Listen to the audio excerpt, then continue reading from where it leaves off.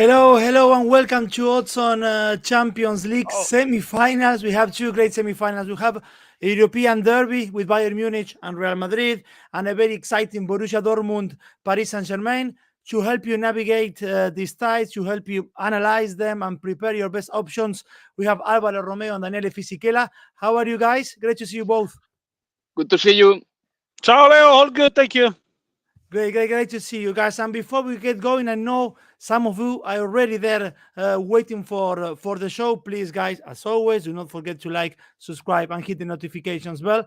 And if you haven't done yet, please do so now. And please do not leave before the end of the show, before we do the safe bet and the ACCA, because we will deliver some news on our monthly tips and competitions. But now, let's go.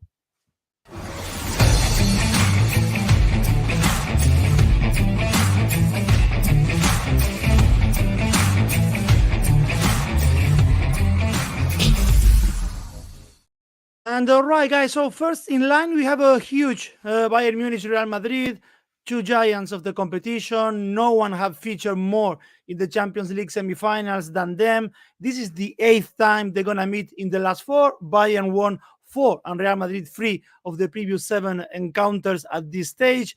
Dani, it's quite amusing, at least for me, that Bayern is hours away from playing their biggest game in the season, but the club seems more interested in generating noise on who's going to replace Thomas Tuchel. The fans have already started the online petition for him to stay.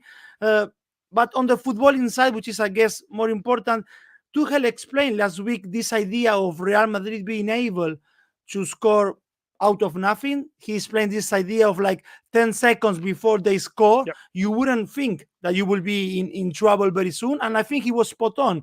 That is true. But pointing to that, it does not make less of a fact that Bayern has its own traits. And it's not only Harry Kane, but others like Musiala, Gnabry, Sané, Müller. They can speak, of course, as well themselves, the language of scoring goals.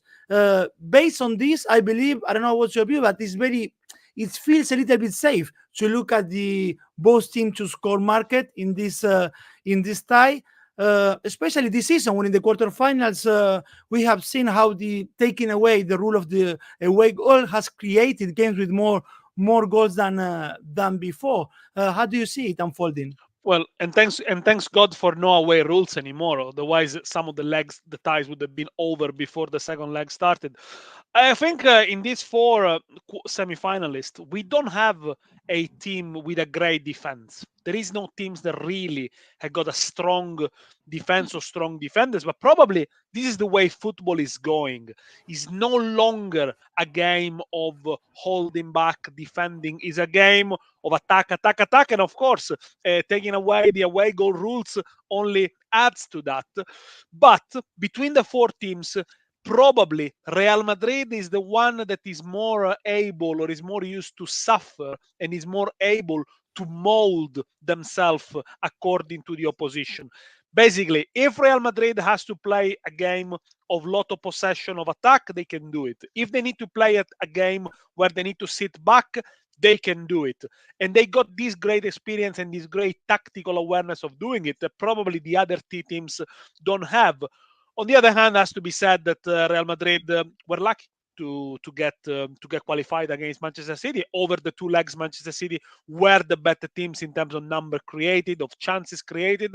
But this is football after all. You don't want to get to the position where Real Madrid can win it on a penalty shootout. But to defeat Real Madrid is very difficult. And, even a team that is 30 games unbeaten in all competition like Manchester City couldn't do it. Real Madrid only lost 1 away game all season, 3-1 at Atletico Madrid. But this aside, that away from home has struggled recently. In the 1-0 win against Real Sociedad definitely deserve at least a goal. They got 2 goals disallowed. I think we're a little bit lucky. They kept 7 clean sheets in the last 15, Real Madrid, so not great numbers. But as you mentioned, as Tuchel recently mentioned, they do have many ways of scoring. The goal they score at the Etihad is a long ball. Is Nacho booming the ball up the field, then Bellingham controls it, and that's a half a goal. But they can score in many different ways, and also the goal the Arda Güler scored against Real Sociedad, yeah, that kind of 10 seconds before, you probably couldn't seen coming. It's going to be a tough one, I think, because Bayern, probably they're not as in crisis as we think they are, and against Arsenal, probably they play better the first leg. In the second leg, were a little bit risk adverse, but with the brilliance of Musiala, of Sané, of Kimmich, of Kane, they managed to hold Arsenal off. They'll be happy to have for Madrid to have the possession, but if there is chaos, if it's a chaotic game, that's where I think Bayern are gonna have the upper hand. By the way, Bayern have got a great record at home in the Champions League, unbeaten in 15 home games, and yeah, the record against Spanish teams is even better: 26 wins, 17 wins, 5 draws, 4 defeats.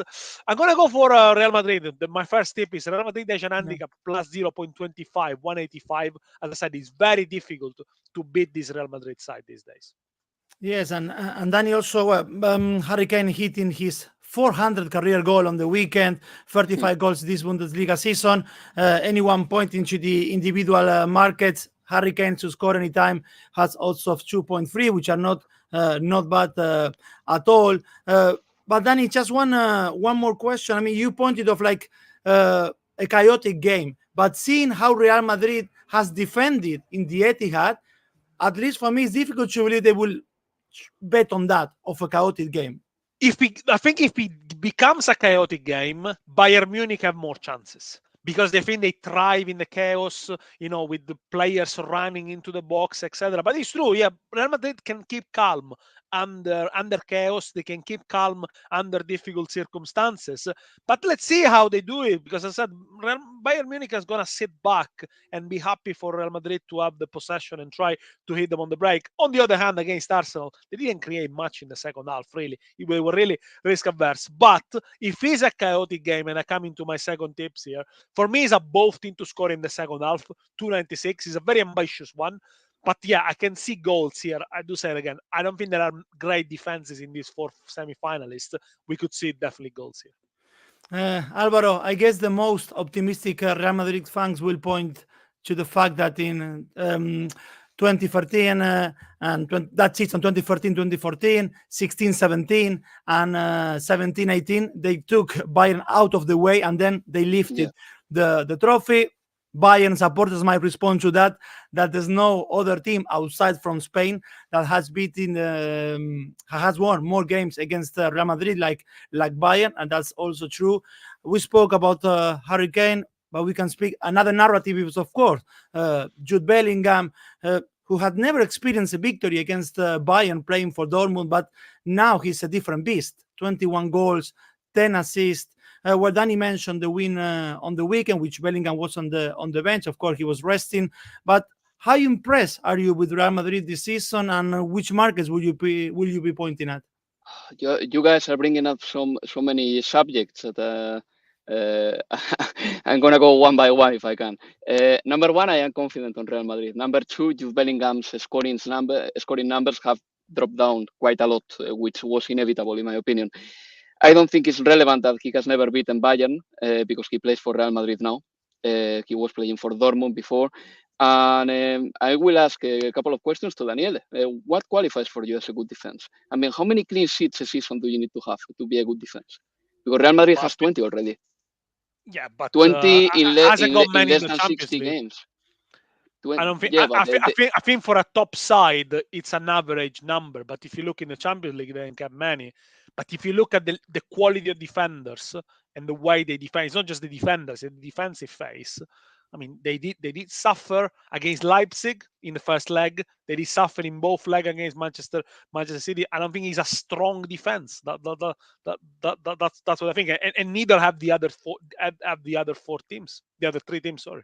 I think that they've got the best defense from the remaining sides in the tournament, and I think that also they have adapted to the type of games that the rivals presented. So whenever they have to defend very well, they did against Manchester City and against Leipzig away. In these knockout stages, they have conceded 1 goal away only. 1 goal in 2 games is all right, I would say. But the most important thing for me is to say that Real Madrid are so adaptable that they attack well when they have to attack, and they defend well when they have to defend. This is what makes Real Madrid a great side and probably the biggest favorite to win the Champions League right now.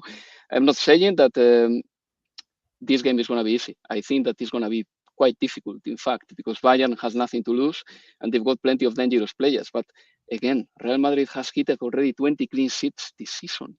I think that that's a pretty good number. It's not an average number, Dani. They have played around 50, 52 games this season. It's a good average, I would say.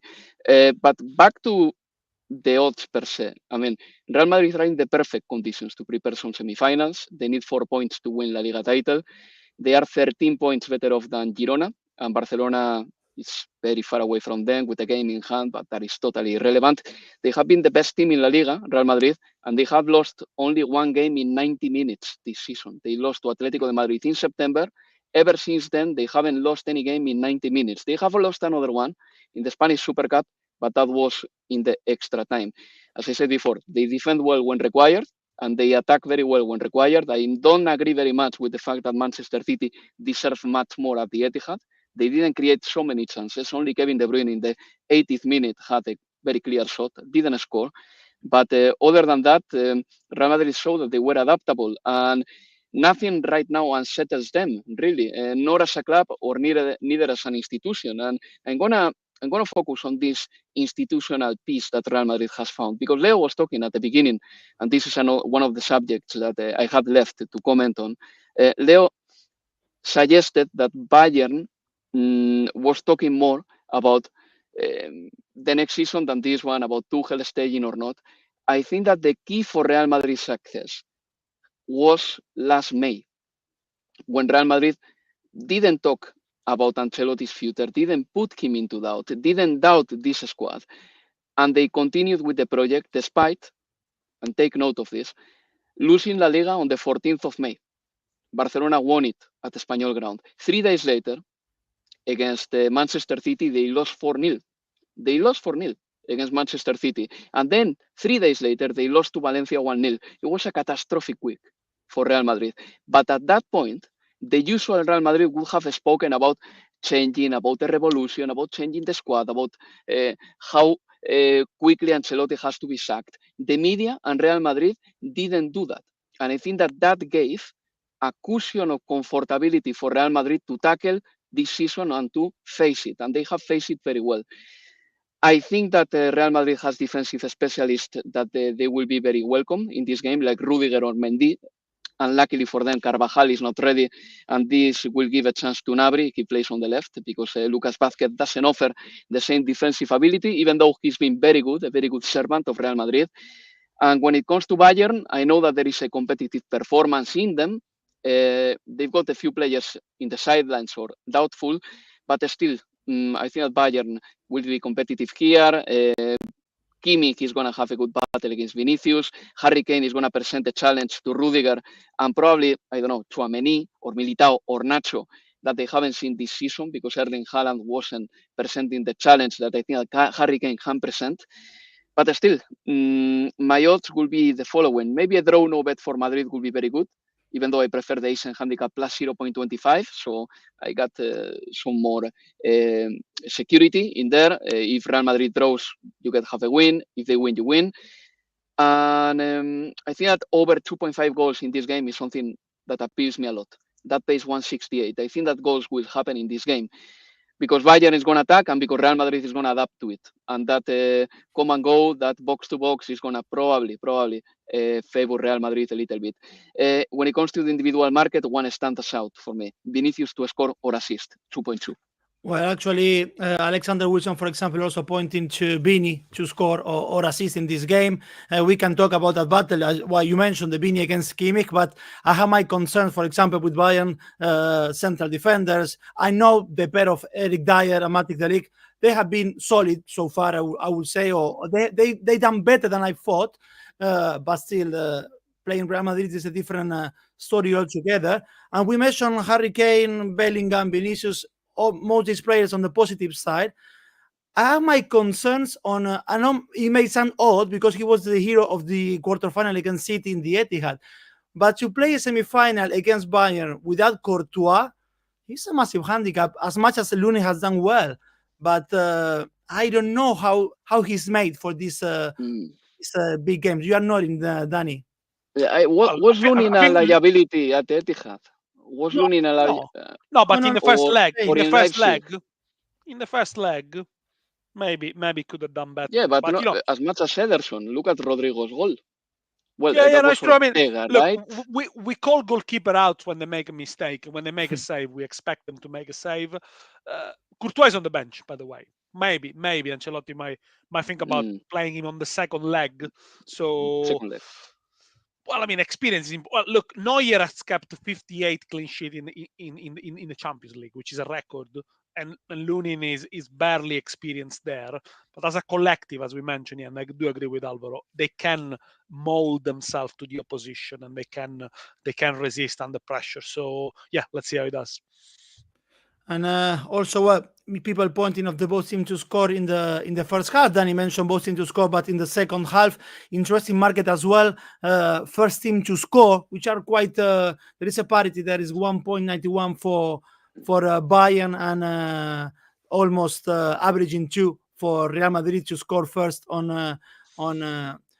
this game. But for sure, we're gonna have plenty of action in the Allianz Arena. I expect guys like you goals. Hopefully, we're gonna get as a good game as we had in the quarterfinal, because this tie, this game is huge. Any other tip which you would like to mention before we move on to Borussia Dortmund, Paris Saint-Germain? Look, if you want to go over 2, I mean, a draw no bet for Real Madrid, as I mentioned before, even though they say handicap plus 0.25 for them is more for me.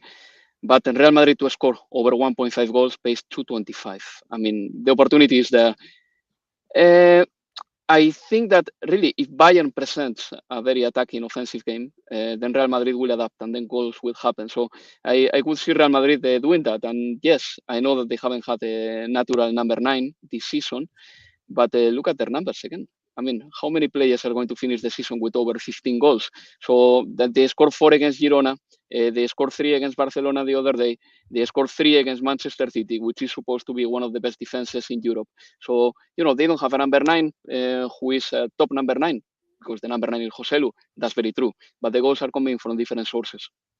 Well, someone like Mikel Arteta doing a great job in Arsenal, he pointed that for him, it's more sustainable during a longer period of time to have many players who can score rather than relying on only one prolific number 9. So that would play maybe on Madrid's side as well. Anyway, we mentioned Bayern having plenty of players apart from Kane who can also score.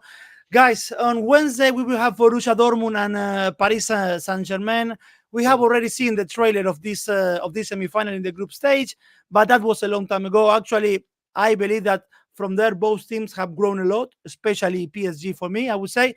Alvaro, Dortmund are 10 games without losing in the Champions League at the Duna Park, 6 wins and in those 10 games. Yes, they lost badly in the weekend 4-1 against Leipzig, but matches before such crucial ones are to be taken with a pinch of salt. I sometimes believe they can no longer finish lower than 5th in the Bundesliga, which is likely to be enough for them to secure a Champions League spot next season. Do you think that this Dortmund side is very different to the other 3 semi-finalists? My point here is, again, and it's actually we can take it from the Dortmund and Bayern Munich, from Real Madrid and Bayern, that there is no reliance on one player, because look, there have been 11 different goal scorers for them this Champions League. And then something which is very interesting, against Atletico Madrid in the second leg, the 4-1, Madsen, the left back, score. Sabitzer, central midfielder, he scored. Julian Brandt, attacking midfielder, he scored. Furkluk, the striker, he scored. So basically every single line had someone who scored. And they have kept 4 clean sheets in this Champions League. But my feeling, like, if they play the same way they played the first half an hour in the Metropolitanos, when Atletico could have run riot on that game, or if they play like they done in the second half at the Duna Park against Atletico, I mean, Mbappe is not Morata. They could be in trouble there. Yeah, they could be in trouble. I agree with that. Even though, look, what I did like about Dortmund against Atletico and by extension against PSV Eindhoven is the fact that when they go very energetic, they can have like 20, 25 minutes of pushing you a lot and pushing you against the ropes and creating chances. I think that the fact that they've got many scoring sources in the case of Arsenal and especially Real Madrid is a blessing. In the case of Dortmund, it's not so much of that because I have the feeling that in the important games, players like Füllkrug or Madsen, for example, can be kept out of the game more easily because they don't have the quality of the likes of Vinicius, for example, or a player like Bukayo Saka. All that said, Borussia Dortmund has excelled in many expectations, mine included, probably. Paris beat them once this season, by the way. It was 2-0 at home in the group stage. And then in total, they got 4 points off them in the group stage. But Dortmund has been competitive. I think that they have been a little bit, wouldn't say benefited because the draw never benefits you, but they could have had more difficult draws. It's true that, number one, they qualified first in their group, which was already quite an achievement. But they could have been drawn with Inter to start with. You know what I mean? And they were, luckily for them, drawn with a side that was beatable, like PSV Eindhoven, and then against a very, very poor Atletico de Madrid. Atletico de Madrid away from home has been so bad that we knew that at Signal Iduna Park, Borussia Dortmund were going to have a chance, and they took it. But here, I think Paris is a different proposition, and I totally agree with you. I think that the individuals of Paris, especially Mbappe, as soon as they find the gap, as soon as they find the chance, as soon as they find the right pass, they are going to cause havoc. And I think that Mbappe is going to be the tie deciding match. He was in Barcelona in a way, even though he scored, in the second half of the game, of the second leg. But still, I think that Paris is very good right now. They won the title on Sunday after Monaco lost. They have scored many goals in the knockout stages, by the way, 10 goals in total. It's very impressive. I mean, they have played 4 games in the knockout stage this season, and they have scored an average of 2.5 goals in every game. And Mbappe is the top scorer of the Champions League with 8 goals. So I'm going to go for Mbappe to score, which pays 183. The odds for Mbappe to score or assist, I haven't found them yet. But if I find them and they are over 160, I will take them. Otherwise, a draw no bet for Paris, 183. I love this one too. And Dani, I mentioned at the beginning that they have come a long way from when they face each other in the group stage. Yes. I believe that PSG, being the team they are right now, champions of the Liga again, is down mostly, I would say, to Luis Enrique's team management, man management. I know I'm a big fan of Luis Enrique. I have to recognize PSG in this competition. This year they have like the 7th worst defense. I think they have conceded 13 times already, but I don't know how much you can care the goals you concede when you have so much firepower on the other side. But at the same time, I don't see Luis Enrique being such a savvy manager, like going straight away on the front foot at the Iduna Park. That's why maybe could be an alright tip to look at the draw for the first half at least. Can you see something like this unfolding there? It could be, although Paris Saint-Germain have come good at the right time. I think they have picked, or they started to picking at the right time of the season. And the 2 legs against Barcelona, they showed it. Although everything was changed by the sending off of Araujo. And I think in modern football, and this is a debate maybe for another time, you cannot play 11v10 anymore at certain levels for so long. When it's so long, for more than 45 minutes, you just simply can't play. It's unplayable, the way the game is developed, the way the pace of the game is developed. And probably that's why at some point FIFA are going to introduce the sin bin or the time sending off, because it changes the game completely. Had Araujo stayed on the pitch, I think Paris Saint-Germain would not have won the way they did won. I think the scoreline flattened them a little bit. Even Barcelona, when it was 2-1 down, 3-1 down, still had chances to score. Gundogan hit the post. Lewandowski had a good chance. So Paris Saint-Germain, not at all the finished article, but they've improved a lot. And I think this is down to Luis Enrique rotating the players well, using them wisely, using young players in the right time, and also giving Mbappe some rest as well in the meaningless league games. And I think that's a really good man management, just let him play the important game. They drew 3-3 at home to Le Havre at the weekend. It's just irrelevant. It's completely irrelevant. The good news is that Dembélé, Colomwani, Gonzalo Ramos are finally starting to deliver. And unless Luis Enrique start tinkering with the formation as he did in the first leg against Barcelona, I think Paris Saint-Germain are miles ahead of this Borussia Dortmund at the moment. They're not perfect. What was the tinkering, Dani? What was the tinkering in the first leg? I don't remember. He put Asensio on the starting line, and he played as a number 9, fake number 9. As a number 9, didn't play with Zaire Emery in the first. I mean, the first leg, the formation initially was a little bit, well, it's strange. It surprised us a little bit. I think he changed it in the second half. They got better. Look, much better for me, Paris Saint-Germain, than this Dortmund side. They score goals, as we mentioned, score 17 in the last 5 games. They're also going to have a full week rest before the second leg, which I think it gives them a huge, huge advantage. I know there are a lot of people who watch this show that every time we mention a team being rested or resting, they kind of, go a little bit berserk. But I think in football, look, it's better to rest one more week. But it makes sense. Look at Atletico. They beat Dortmund in a way thanks to that. And Barcelona beat PSG in a way thanks to that as well. Some viewers don't believe in it. They think that it's better to play as many, but I do think that it is an advantage for PSG to rest. But that's ahead of the second game. Only one defeat in the last 31 games, by the way, for PSG. Everyone talks about Leverkusen making a treble, but PSG can do a treble as well, because they're going to win the league next week. They can beat Lyon in the final. They won it. They won it. They won it. All right. They won it this weekend. That's why. They won it, yeah. So I was behind. So they won it. And and they can win the cup and they can win the Champions League as well.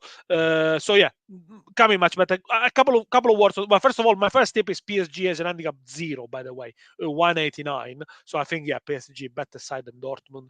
They could win at the Signal Iduna Park, where by the way, Dortmund have only lost 2 of the last 19 at home in the UEFA Champions League. But when you look at the German side, they're suffering a little bit from an identity crisis. You never know what you're gonna get. And again, if the game is chaotic, they probably gonna prevail, because I think that's where they thrive, in chaos, in a game that is got a lot of chances, is very, very open. But if PSG manage to put a foot on the ball and control it, I think they're a better side. Look, Borussia Dortmund, fantastic night against Atletico Madrid, 1-1 against Leverkusen, but Leverkusen had much better chances to score. Then they lost 4-1 to Leipzig. And you look at the team, the last season were minutes away from winning the Bundesliga. Now they are 5th. They got a smaller budget than Bayer Leverkusen. So it's difficult to understand why they are suffering so much. And they're gonna finish 5th in the Bundesliga.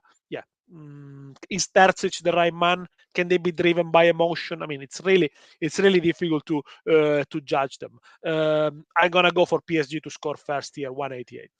I have here taken note. Actually, Ian is saying PSG double chance and both teams to score, which I have it as well in mind. It might sound like a conservative one because both teams to score is on 1.5 and PSG double chance is hovering around 1.3, but combined together it can give you a 1.9 PSG double chance and both teams to score. Alvaro, when Dani mentioned Colomwani, Gonzalo Ramos now finding form, when you think of Javi Marcos Alonso, who again, yes, maybe he never picked those levels that he took his first or second year at Real Madrid, but he still could be a threat.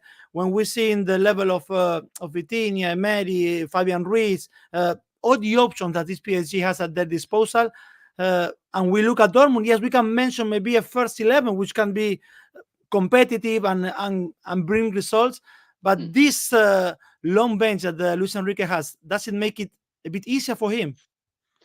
Well, he's been able to rotate in Ligue 1 a lot. As Daniele was saying, Mbappe hasn't played a few games, and that's brilliant for the Frenchman.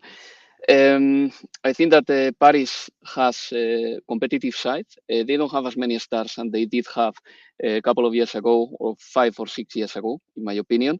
But they resemble more of a team. And one thing that gets my attention straight away is the fact that in every knockout, Luis Enrique has tried something. Daniele pointed at, and it's true, Asensio playing as a fake number 9 in Paris against Barcelona. That didn't work.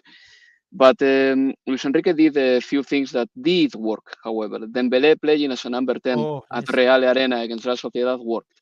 And then another one, which is more obvious, but you have to perform it well and put it into practice the right way, was at Montjuic, letting all the Barcelona build-up game start with Araujo.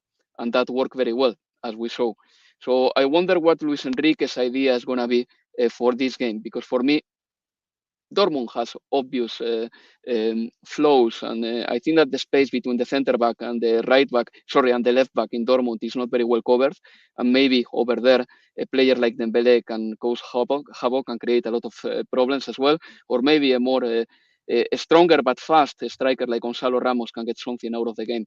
And back to the rest thing, I believe it is important. I believe it is very important. And once I was talking to Santi Cazorla about this for our programming in TalkSport. And I remember he was telling me, look, from March onwards, any rest I get is welcome. But in August, September, and October, I want to play as many games as possible. I want to play, if I can play every 2 or 3 days, it's even better because I need to get my form and get to my peak. But from March onwards, the rest is fundamental. And I think that the fact that PSG has been able to rest Mbappé gives them the upper hand in this game, because Mbappé has looked very sharp always in the second leg of the knockout games in the Champions League. I would just disagree a little bit with Alvaro with the center backs and Dortmund, because I think that Schlotterbeck and Hummels can give Mbappé, Dembélé, whoever goes through the middle, a much bigger battle than, for example, Araujo and Cubarsí for all the future that these two players they have. Okay, they're gonna reach high level for sure. But I think that Schlotterbeck and Hummels in this type of game, they're the ones who two of the central backs who win the most duels, the more tackles in the Bundesliga. So as much as I agree with all this PSG being the favorite, of course, and the firepower they have, I have the feeling that with the center backs, at least they're gonna find it like tough. Guys, before we go into the safe bet and your ACCAs, again, any other tip which maybe you didn't manage to mention before? Yeah, well, there is one that Yes. I mentioned before, but I didn't have the numbers. We have it now. Our producer has told us that Mbappé to score or assist pays between 153 and 160, he says, 160. So yeah, that will be, in my opinion, a very good idea. All right, perfect, guys. Amazing insight from Alvaro Romeo and Dani Fisichella. I can see in the chat people are debating a lot. Thanks for taking part, by the way. I mean, the PSG chat, it's just so divisive. I mean, it's which is beautiful in a way. I think there is no more divisive team at the moment than PSG. People say, is he good? Is he not good? Well, yeah, like someone pointing. But they are not clowns. They reached the Champions League final in 2020, and they've been 4 times in the Champions League semifinals. In my opinion, that laugh about, or that making PSG the laughing stock of football is not particularly right. I think that they have achieved quite a lot, not in Europe, but definitely domestically, and they are just trying. Absolutely. Yeah, and actually, someone saying like 2024, and it's talking about PSG being good. Well, actually, yes, they are good. And again, with Luis Enrique, they have gone one step forward for sure, at least in the last 3 or 4 months. Again, amazing insight, guys, from both of you. Before we move into the safe bet and ACCA territory, for all of you watching, please do not forget to join our monthly tips competition, guys. 2 very important things here. You can join for free on our website, and you can win €1,000 in prize pool. For all of you who have already joined the competition, let me tell you, we have taken notice of your feedback. We have tweaked a little bit the rules for our tipster community with these changes coming into effect from the 1st of May. So basically from Wednesday, it will take less than a minute for you to read them. So please do so. And if you haven't done yet, please join our monthly tipster competition. Alvaro, what's your safe bet and ACCA for the semifinals of the Champions League? All right, my safe bet is a double chance for Paris, 146. And then I've got a regular ACCA, which is a draw no bet for Real Madrid and a draw no bet for Paris, altogether 375. And I got myself an individual ACCA, which is Vinicius to score or assist and Mbappé to score, altogether 4. Amazing. And what about you, Danny? Safe bet and ACCA. For me, PSG doesn't lose in Dortmund, so the safe bet is Yeah. X2, Borussia Dortmund PSG 153, and the total odds for the ACCA is 2 selections, very, very high. Real Madrid, Asian handicap 0, Paris Saint-Germain, Asian handicap -1, which pays on his own 395, but the total odds is 857. So some money to be made there with that 8.57. Danny, Alvaro, a pleasure as always. Thank We you all very much, agree guys. the final is going to be Real Madrid PSG, no? Is Be nice. I'm not so. I could agree with the PSG in Wembley, the 1st of June. Let me think a little bit more about Bayern and Real Madrid. Let me see the first leg. See you later. Guys, you guys. Before we go, you please do not forget to like, subscribe, and hit the notifications bell. And see you next time. Bye bye.